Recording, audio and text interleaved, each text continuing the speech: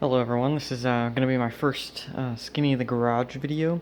Basically, I wanted to go over all my chassis, kind of roughly go over how they're set up and everything like that. So I think I'm going to start off with the D4. This is actually my first rear-wheel drive chassis. I spent about 6 months or so getting this thing set up. This is the black edition, so it came with a monoshock. But I did, however, down the road, change over to a stock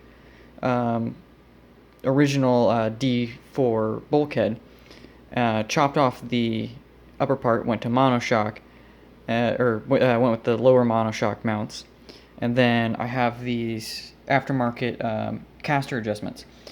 Really have no problems with this chassis. This chassis is really great, especially for its price.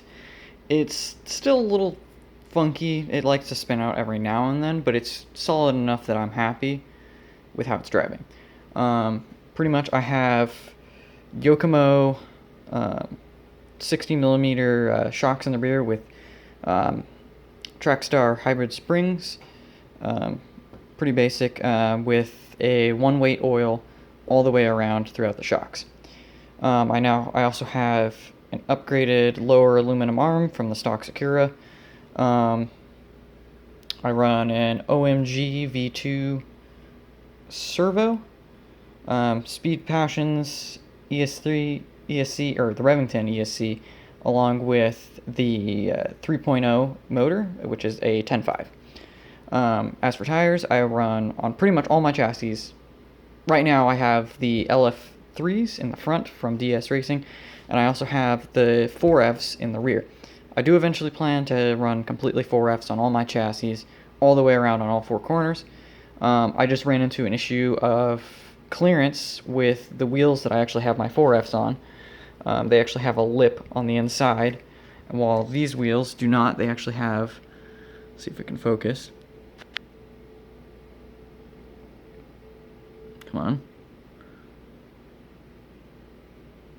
on. Well, it's not wanting to focus, but you can kind of tell there's like a kind of a notch in it, while the rears, they're just completely flat edged all the way around. So when I was at full lock, the wheels were locking up on me because they were making contact with I think they were making contact with the upper arms.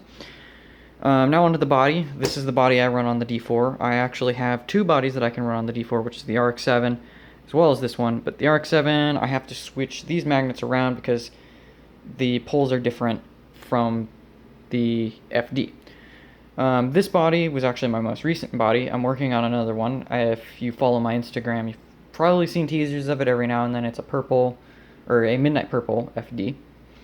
I have a custom light kit that actually is spliced from a normal light kit. I don't know the brand of it, but it's an ABC Hobby with addiction kit, and it's also fully magnetized, so I can rip these off if I want to, do cool stuff with that. On to the next chassis. This is a D3. I actually owned this before the D4. It was originally a counter steer. When I got it, it was horrible. It was horrible the entire time it was all-wheel drive.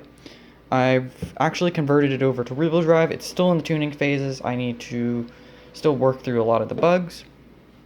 But basically I took a D4 front end with the D4 like kind of steering linkages, aftermarket steering linkages, and attached them to this upper part to act as the upper arm. Lower arm is, of course, it's a stock D4, just mounts straight up. You just have to put a few more spacers in it. I wanted to keep this chassis front engine, mainly because I see a lot of people put it in the back, and plus I have the D4, which is rear engine anyways, or mid-rear. So I wanted something different, so I kept this front engine. Other than for that, there's not much special about it. It's just got a motor I threw in there, an ESC, and the gyro. Oh, the gyros that I run are these Boom Racing V2 007s, third channel. Third channel is the best thing to do with a gyro. Now, this is my work in project, or my work in progress project. It is a Carb D DIB.